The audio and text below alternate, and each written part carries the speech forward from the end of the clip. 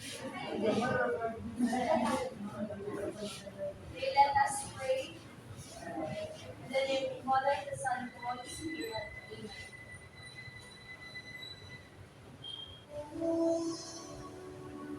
Almighty God, who are the source of life, we thank you for all the blessings you have given to us. Thank you for giving us another day to learn something. Clear our mind and help us focus.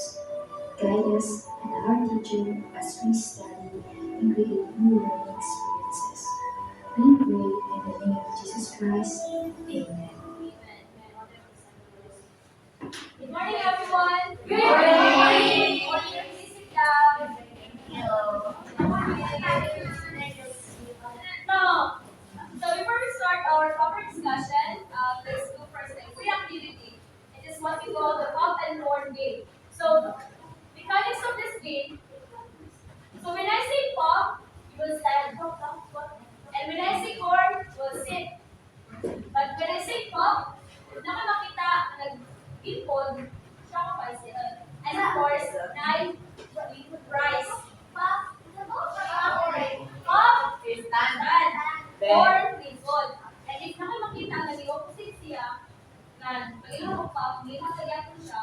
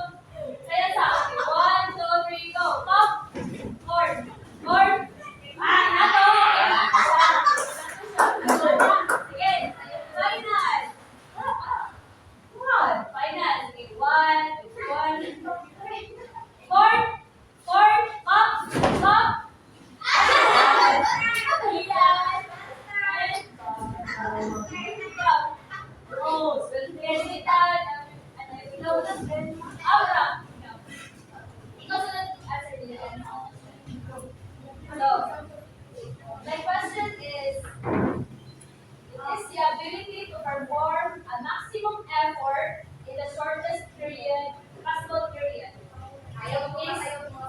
It is the ability to perform a maximum effort in the shortest possible period. Nani siya sa It is the ability to perform a maximum effort in the shortest possible period. Go. Ikaw, Cesar. Ikaw.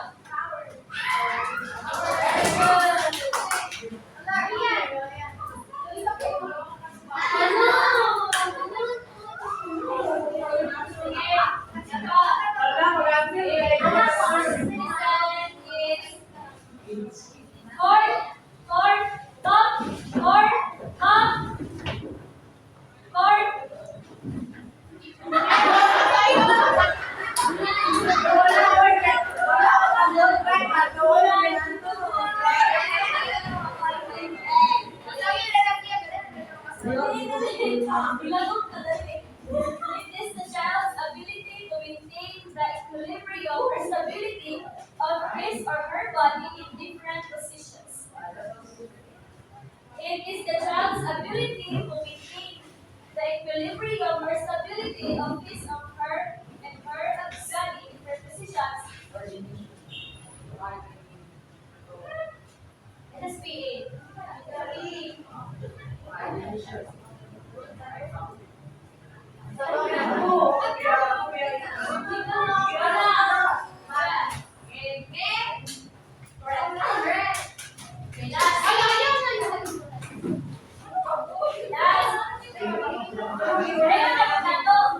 Ang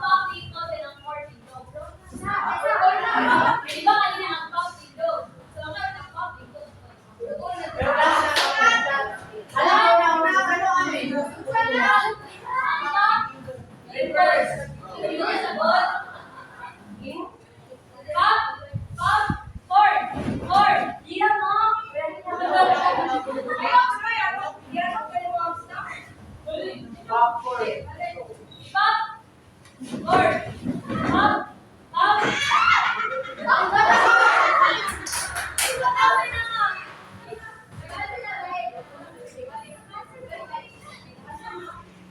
One, two, three, go. Pop. Pop. Pop.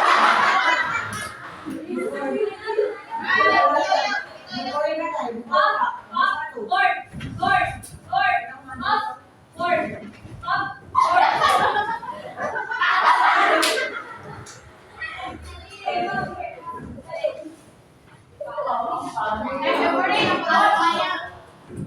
My question is, this is the fourth stage of Eric Erickson's of psychosocial development. It is the fourth stage of psychosocial development by Eric Erickson.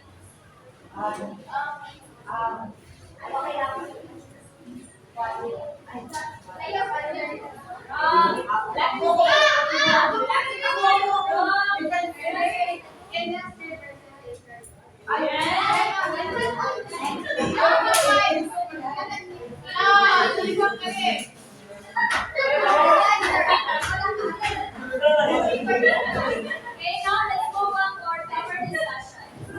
So the first module will be the physical development of primary schoolers. Kaya ang mga tawalis are the objectives. The first describe the different physical characteristics of early school age children in your own words. Enumerate ideas and how you can apply the concepts in this module in the teaching learning process. And discuss several ways in how to encourage and engage appropriate active physical lifestyle in primary school children.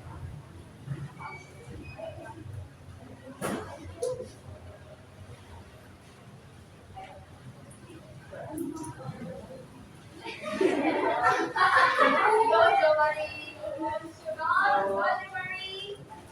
Good morning, everyone. Today we discuss about the physical development of a middle childhood or a primary school.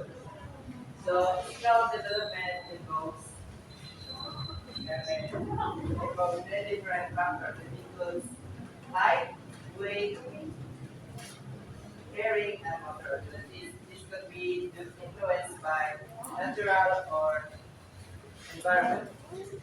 So, physical growth during primary school years is slow but steady.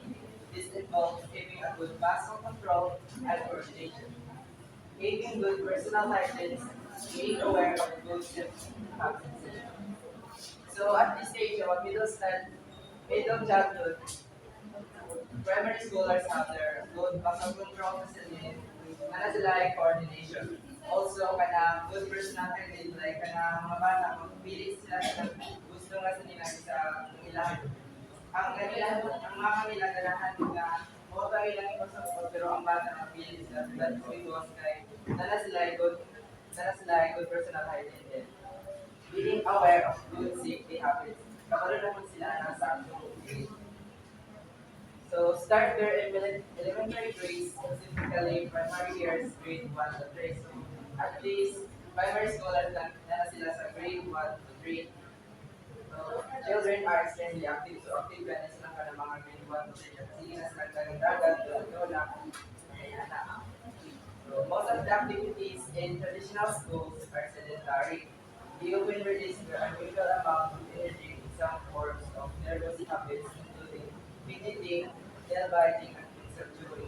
So this means like mga bata, dali ka na sila birthday ka na sa elementary ka, sige naman sila lingkod na sila kayo discuss na mga isa. Kaya, mga-word na lang mga bata na sila, what sila ang mga nervous habits, so like ang fidgeting ka na mga sila buko, magkagat-kagat ng lapis, then kanang makagat sila ang buwan na tukod sa po ka ng support sila ng klase ng likod. Children get fatigue more easily because of physical and mental exertion both home and in school. Activity should be alternated between strenuous one and relaxing or quiet activities. So mga bilang middle childhood yung mga aliran na sila kapuyon. So, punta ko ka na mag-klase yung mga struggle na math, boring mo kahit ng subject, it should be alternated by a relaxing subject like pagkuman sa math na subject, ako mapipili lang yung mga storytelling para makapaway ko sila. Then, dahil ko ano the height and weight development of the average grades in height of a level over 2 inches a year both boys. So both boys and girls who gains the height over a level over 2 inches a year. Weight gain averages about 6.5. So 6.5 pounds ang weight gain nila then every year most children become slimmer appearance compared to their physical years. So this is because ka na Increase. Diba?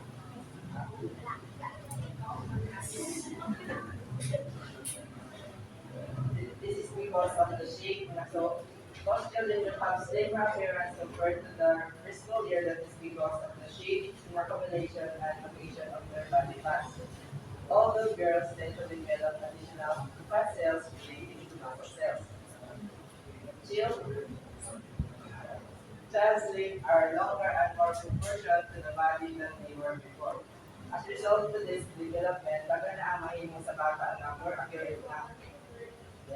These are the factors that could indicate how much a child grows or how much changes in the body will take place. So genes.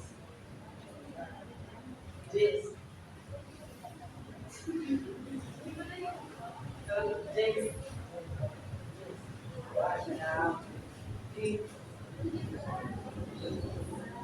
if ang mama niya, kaso, ang mama niya, kaso, tingin ko So, you can hear it, yeah. Kung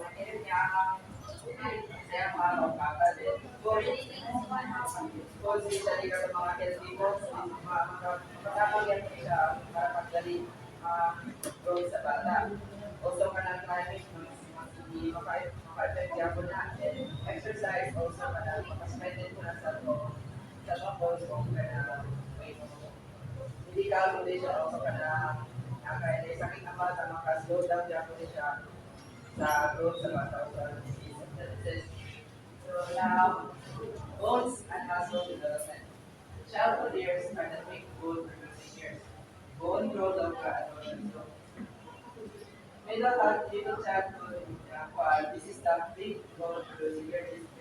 Living time so to the bone and big bone.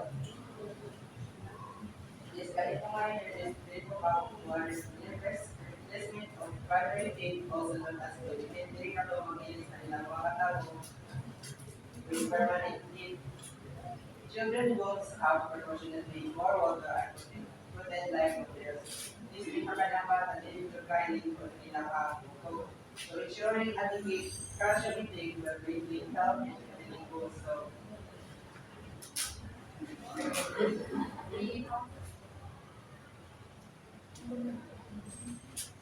some so this time mas ang mga parents o ganang teacher na okay sila bro para makatawag natin promote sa mga bata sa mga ensuring at the calcium intake sa mga pagkaon. Yan sa mga middle of childhood o develop hindi ko na yung large muscle control is a bigger play over 5 motor. Bone some still large muscle control is a bigger place over 5 motor. Some still have difficulty holding a pencil properly or coloring inside the lines. So to limit writing time, children might develop an ability towards writing. So dali, mag-isod pa ang mga bata o na color ato mga color sa kung bakit palakaw pa. Dahil pag-isod ako sila ngunit lapis, bone and muscle growth are still at the early stage. Activities which use living pressure will be very difficult to growing bone and so parents and teacher are the mga kuya dito mga bata na dili gawin ka na sisip na kayo sila makakaya sa mga bata. Kaya isa ko dili pa rin and any lifestyle factors like nutrition and physical activity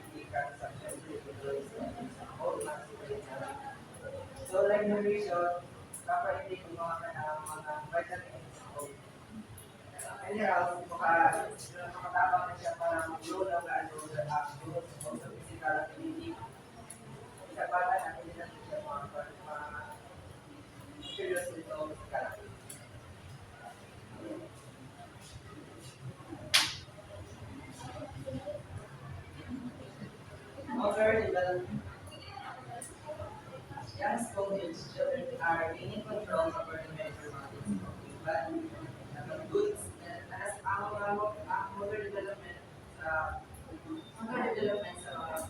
sa medical channel is na sila yung good sense of balance. Meron na sila like testing their muscles and skills. So, kaya mga kuwan, kaya grade 1 to 3, kaya na sila mga kasuwas na like testing their muscle strength. To enjoy doing real-life tasks and activities. Pretend and fantasize is often because they are more inclined to believe that is happening around them. So, they sila imagine ka, as focus na sila sa makita ko na nakita ko sila sa So, kasi the children are extremely active, mga siya kayo, mga sa bata lang yung mga nalalaman.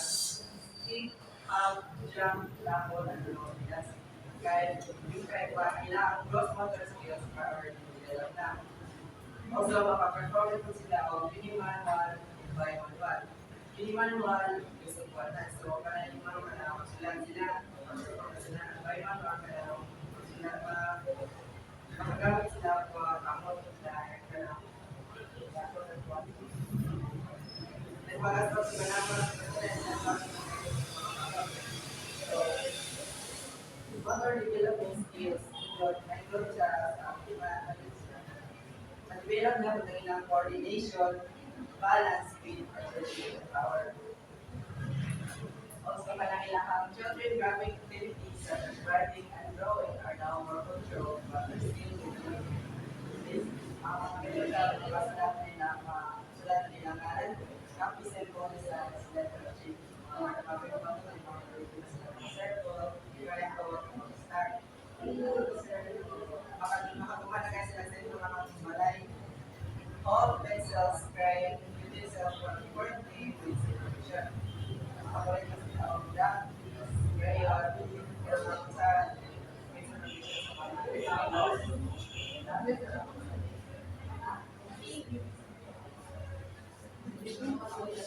So next is motor development skills. So motor development skills include coordination, balance, speed, agility, and power. So na-discuss naman ni natin sa video. So ako ang very kapra. So coordination is a series of movements organized and timed to occur in a particular way. So coordination is the ability to use your body parts together to perform movements.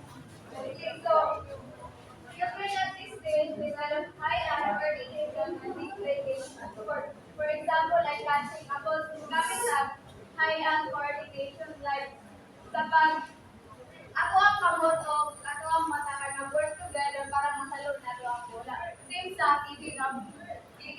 Ato ang mata o brain kay mag-work together para mapatid na ang bola sa right direction. So, ang next guy, balance. Best ability to maintain equilibrium or stability in different positions. So, keeping your body steady in various positions. So, children at this time improve balancing skills. So, there are two types of balance, dynamic balance and static balance. So, dynamic balance is the ability to maintain equilibrium while moving. So, staying stable while moving. For example, like walking in a narrow path or balancing game ka na maglatay-latay mo na sa example sa dynamic balance.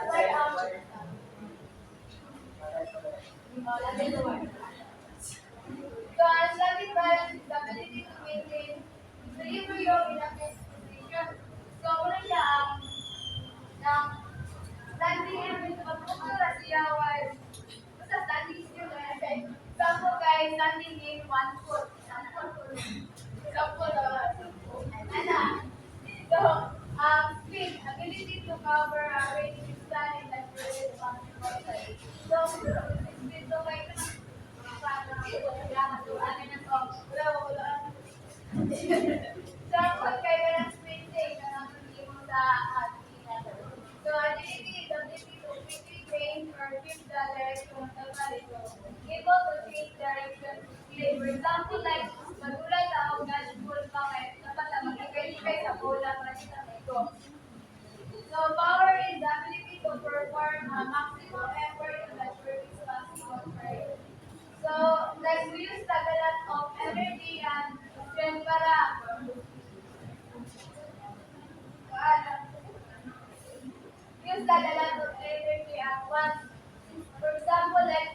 height o kanang growing a ballpark. So, gamit ang power ana. And then,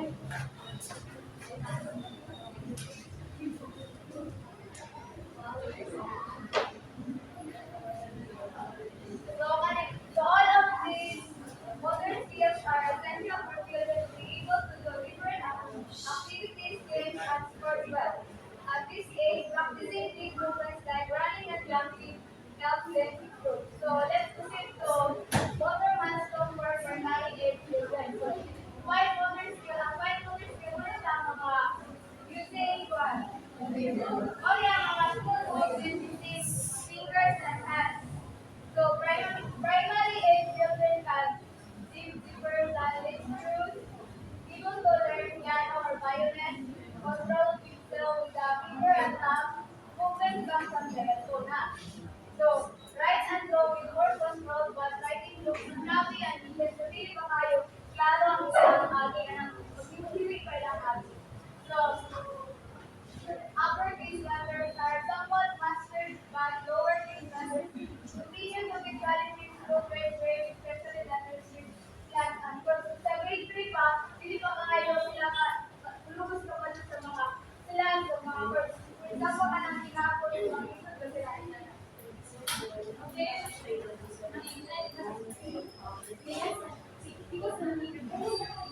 Yes, another discussion, we will continue it and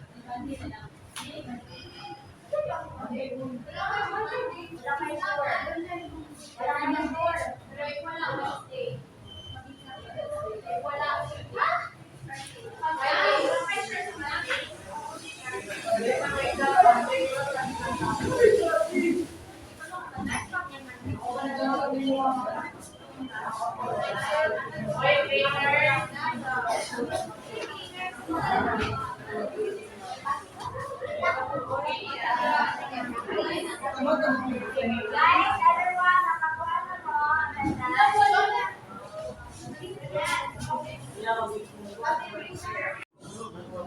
Hindi ko lang mag-pray na.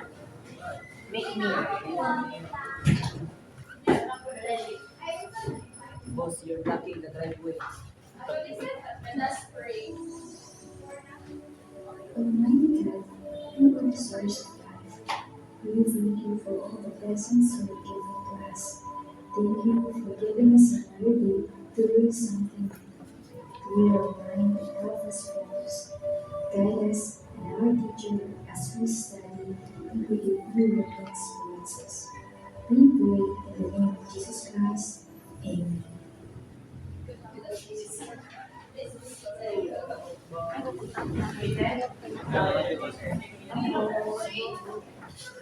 So, this morning everyone, we will continue to report about physical development of primary schoolers. So, na-discuss naman ako itong 5 motor skills. So, diretso na tayo sa gross motor skills. So, gross motor skills, ano siya ang mga bigger movement using of large muscles in the body, like arms, legs, hips, or shoulders. So, primary children can hop or jump, skip on alternating feet, jump rope, walk on a balance beam, throwing dashing activity becomes smoother na nila, and begin to participate in organized games like handstand. Handstand is katulad siya, katulad ka, step no, kasi manula.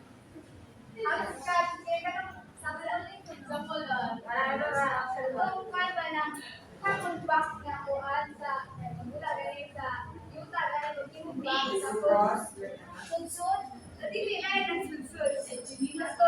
Katulog ka ba?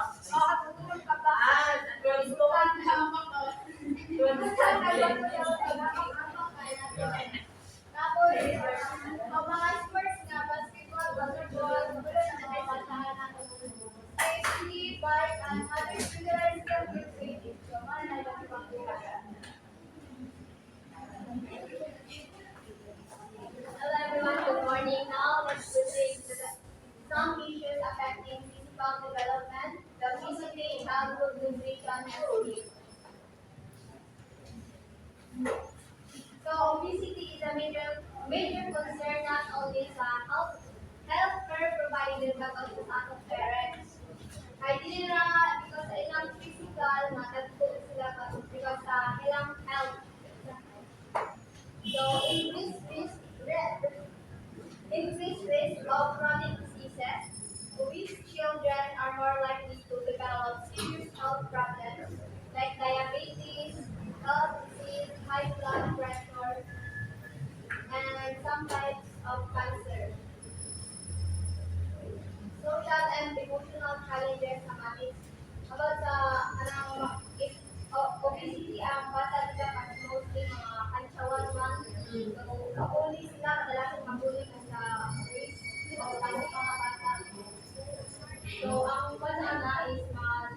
silang self-esteem.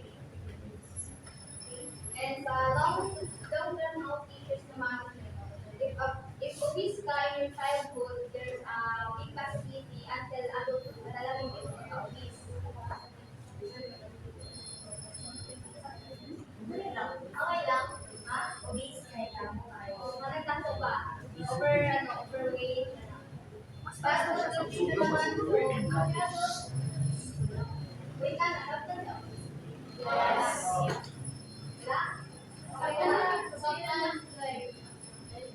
So, childhood nutrition is refers to the food and drinks that the child consumes. So, if ever hindi nila makita ang ilang needs, may ibuwa na ang malnourishment, malnutrition. So, malnutrition, ano sa malnutrition, kaya ay undernutrition and overnutrition. So, ang undernutrition kasi, two types, I didn't siya two types, pero two types kami. Ang dili kay na, discuss naman ni last time dito sa ating koran. Two types, kaya doon siya. Dora. Pero Dora lang ang discuss, pero natin siya koran. So, ang stunting is katuling, is refers to a child being too wala naman. Then, ang wasting naman katuling, ano lang, a child being too get for their height. Oo, height. Iwan sila sa, like, gamay na. Gamay na. Discuss naman nila. Ha? Seryoso ka? Kasi ito, something. Ang something kay wala naman ang ay dahil Then sa wasting is kanang lawan sayang. then there is overnutrition kay never sobraan po ang pag-consume sa pagkaon or sa kay ang mga overweight po then ang kwan makuha niyo ang mga sakit ano. Yes.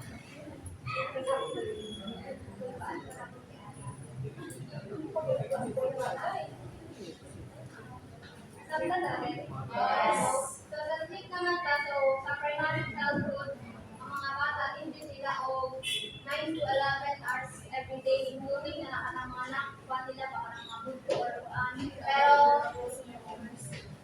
pero tungkol sa mga interfering factors, which is ilang mga busy schedules sa ilang, di ba, kaya-eskwela na sila, so hindi na sila nakatulog ang mga buto or mga hapon, kailangan sila sa sa pilahan, hindi na sila o kung sa ilang pagtula, kung hindi sila katulog, kaya kailangan sila katulog ang tutulog. Also, ang screen time, ang paglantaw sa mga TV, sa ang cellphone, paggamit sa mga devices na unsa, hopefully maka-interfere sa ilang pagkatulog. Isa pa ang caffeine o sugar, hindi na sila kainom yung mga caffeine o ang pagpakaon sa ila o mga takis. Before bed, hindi na sila makanon sa takis. Okay, mas probably makakuha nila mga sila katulog. Ayan.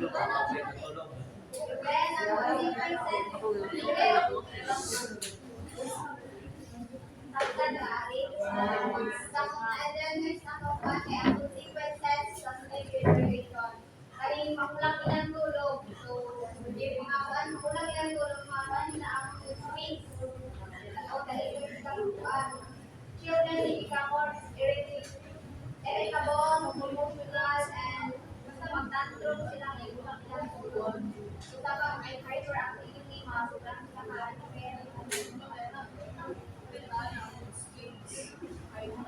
so that's ang cognitive problems. Okay. So ang cognitive problems is sila of focus. So, bro, dali lang sila malikot sa mga okay. Sakto. So cognitive problems is sila focus sa kamutan. Then maka-affect na sa ilang performance sa school. Hindi sila learn, hindi sila salikay sila makalimot.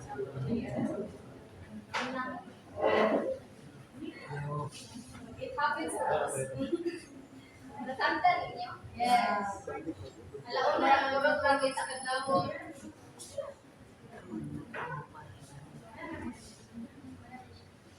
Okay, so let's move on to cognitive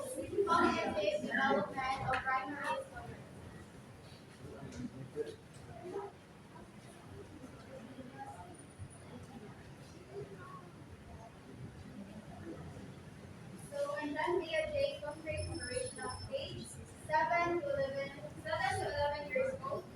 So kani siya is discuss na siya sa previous na kanina theory is third stage siya sa John J.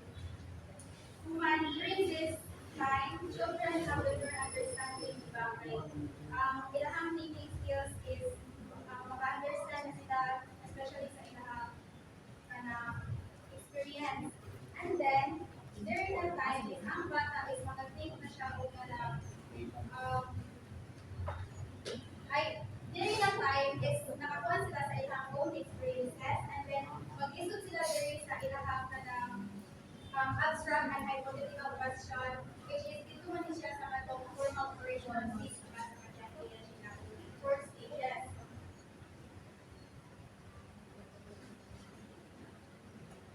So types of project, there are inductive project and deductive project. So the inductive project is involved thinking from specific experiences to general school. So pagkatapos na taan ni kay na-discuss ni previous na from specific to general.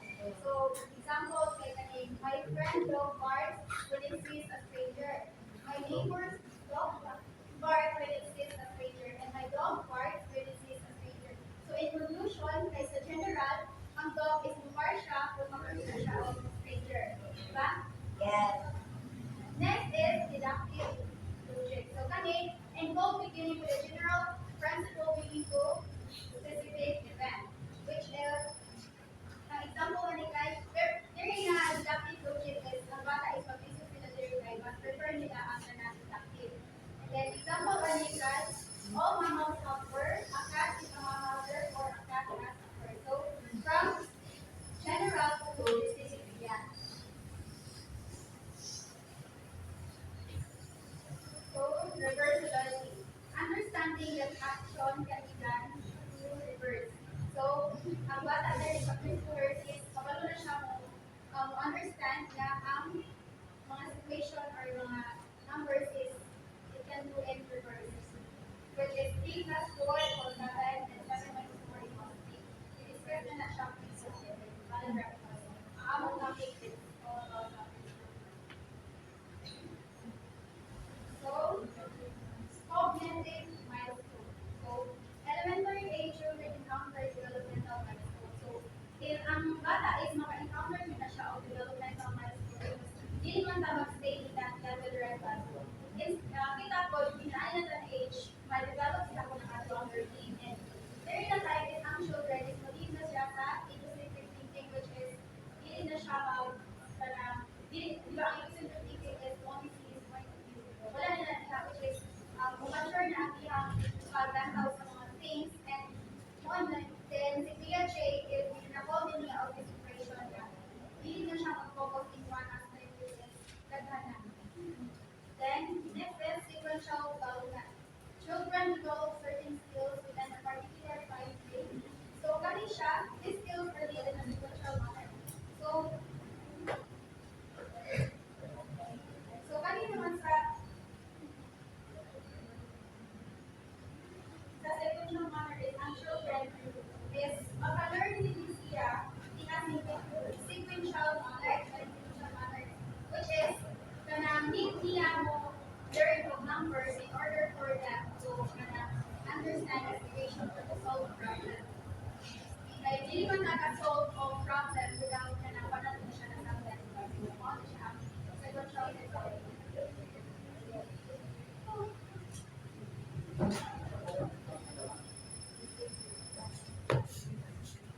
Morning, everyone. So now let's move on to socio-emotional development of primary schoolers. So the question is, what is the fourth stage of psychosocial development? So it's already discussed in the last so si Ma'am discussed.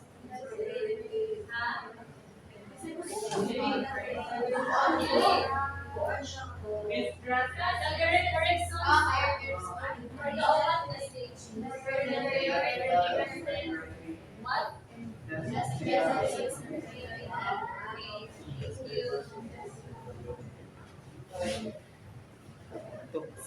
industry, it refers to a child's involvement in situations where long, patient work is demanded from them. So in this stage, or in this industry, ang bata or mag-boost iyang self-confidence if the sigon siya sa iyong parents, mga teachers, then if suportahan sila, then if nakaramdam, if nakafeel sila nga, yeah, suportahan sila sa ilang mga people, sa ilang surroundings. Well, then, priorities, makafeel sila, is the feeling created when a child gets a feeling of failure when they cannot finish or master their schoolwork. Then the legal part is makafeel ang bata of inferiority. Ang bata, compare siya sa laing child. Then, for example, dili na paggabi ako ng experience ani ako gabi mo like tingnan siya. May pa si anak ni Mare kay may pakayo sa bata na honor pa di ba makafeel ko na ay dili na ko enough, dili ba di enough kung makapag sila di ba? So now let's move on to understanding the self concept. Ruth, please stand up and please read. Self-concept is a knowledge about the self, such as beliefs regarding personality traits, physical characteristics, abilities, values, goals, and goals. So basically, self-concept refers to individuals' understanding, perception, and evaluations in the world. Yes, thank you. So self-concept, this is how you see yourself, diba? Yes.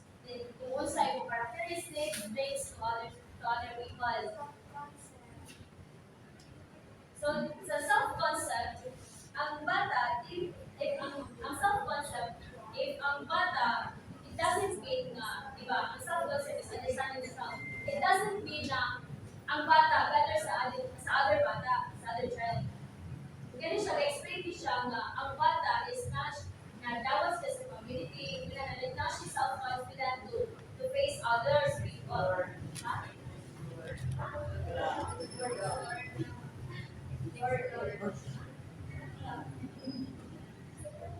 So during school years, when children move from pre-elementary to primary school, they grow more confident and better at making friends. So matong mga, ano sa maning pre-elementary? Later. Oh, diba? Three is murag, wala pa, di pa kayo gusto sa road kay mama, na dito, ang mga bata, may yakin tayo. So, if nandito sa primary school, sa elementary, sa grade 1, for example, ang bata is more confident na kung magaling una-una, tagal sa laing bata, hi, what's your name?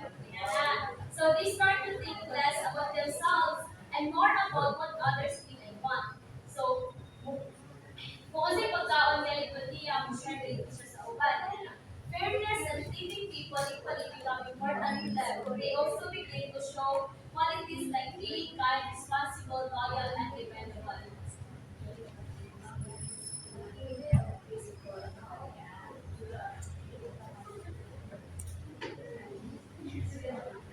Building friendships. Making friends is crucial but very important part of children's social and emotional growth. As soon as they are able to walk and talk, they will tend to show natural inclination to their activity.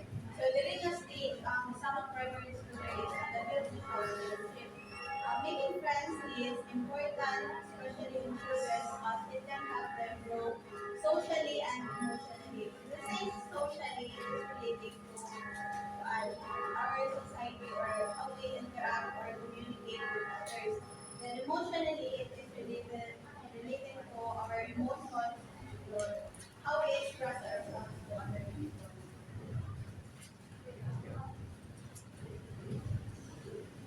So children are most likely at this stage are belong to a peer group. A peer group is characterized by children who belong approximately to the same age group. For example, any Islam classmates or ilahang like silingan na ilahang nanang sigit kadula.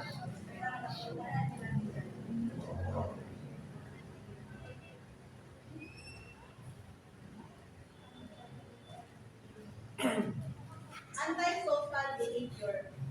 When children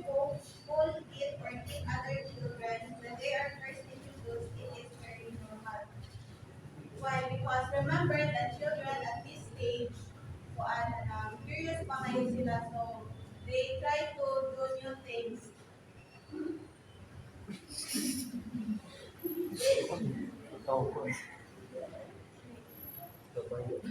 Then wala silang kabalakot kung may consequences sa ilang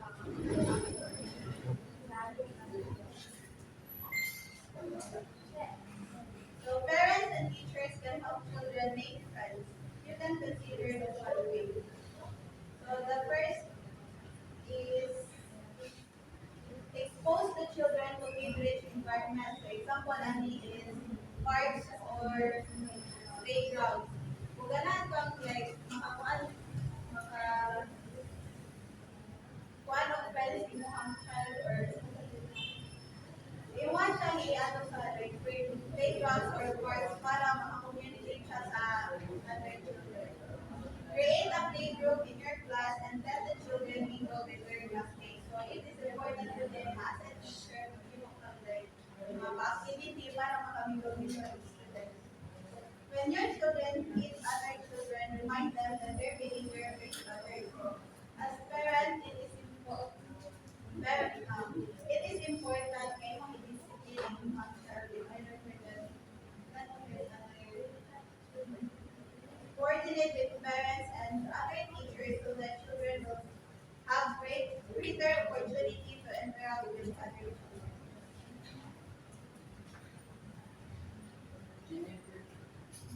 Lastly, is self-control. Once children reach school age, they begin to take pride in their ability to do things and be positive research effort. So, pag ang children maka-reach na sa school age or na nakasunod na sila once, sila is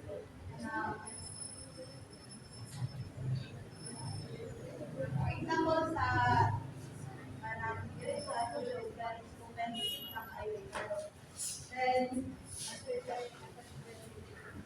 although may start na sila for example, kailan mo sila like math problem, kailan na siyang tunan para makawala sila makawala sila This becomes a great opportunity for parents and teachers to encourage positive emotional responses from children by acknowledging their mature, compassionate behaviors.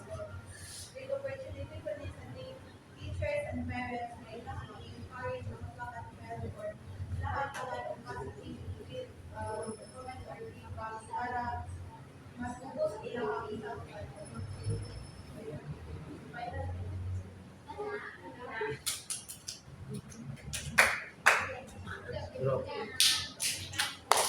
Ang price daw kaya alam ano.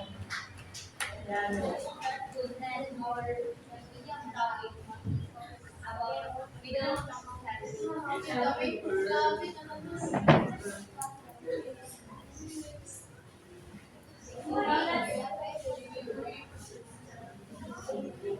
Now let's move on to the post activity.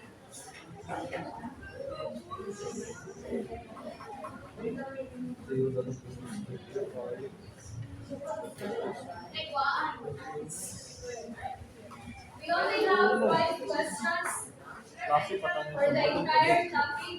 We only chose those questions that is very simple. Simple but very hard. Kung wala kang habit. I only read the question once. Why? Once. And pauna na yung isa, 5 questions. Each question is with. For you to answer, please listen to our question. So the first question. It is the 4th stage of Erik Erikson's Industry.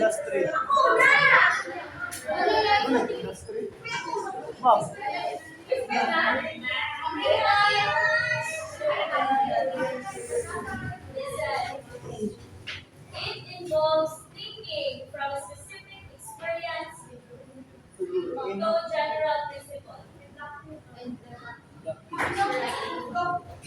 Kani,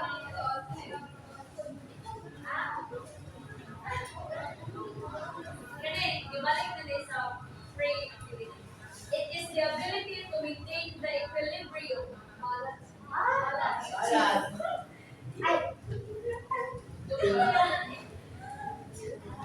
That's it. So, ka na ako. Or, alin na ang race?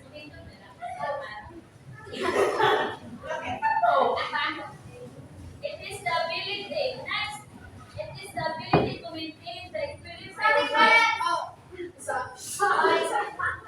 Sino ba? Wrong. It is the ability to maintain the equilibrium while moving.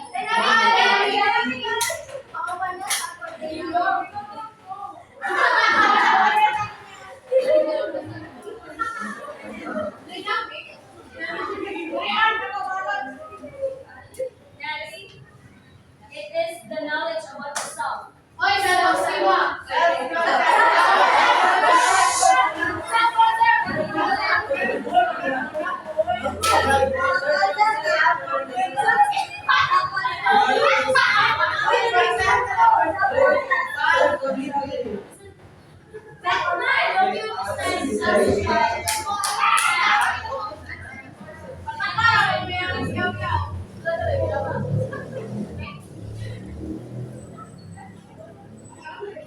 Next,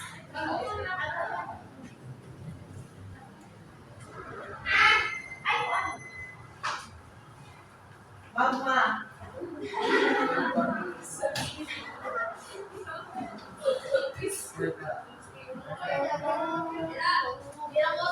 this period of gradual and steady growth will give children time to get used to the changes in their bodies. This period of gradual and steady growth will give children time to get used to the changes in their bodies. It starts with letter H. I told you to stand.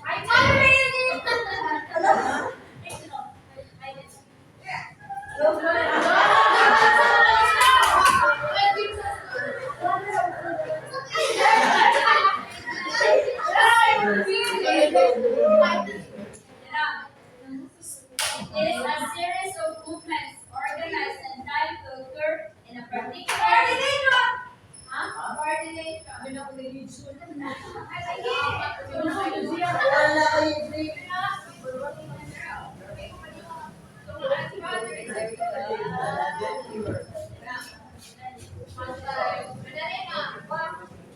Sige. In the last discussion of Marjorie Bailon about the antisocial behavior, please, there are four ways para yung bata dili manimo anang spoiled.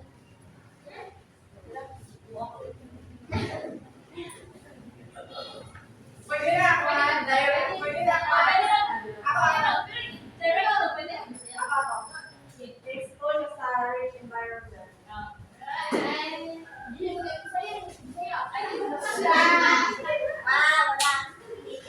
Ikaw din din.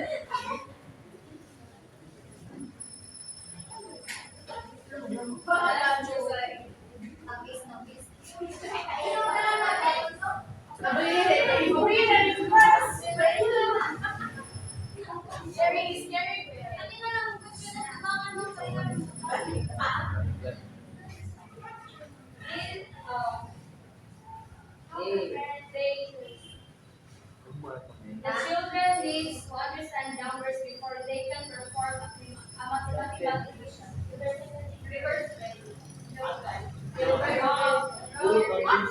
Understand the cognitive milestones.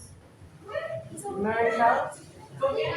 children needs to understand numbers before they can perform.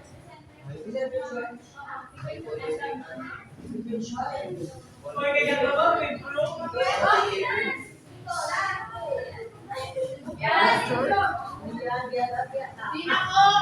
Last, one of the most important developments in this stage is an understanding of Self. Wait lang. first?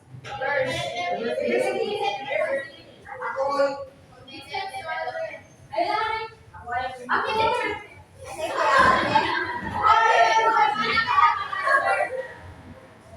Awareness that actions can be reversed.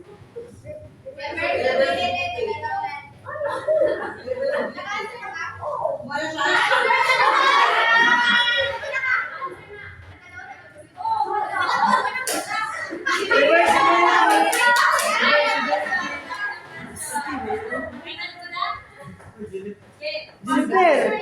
Oy, Jennifer! Beginning with the Bias ka. general principle leading to specific That's all, guys.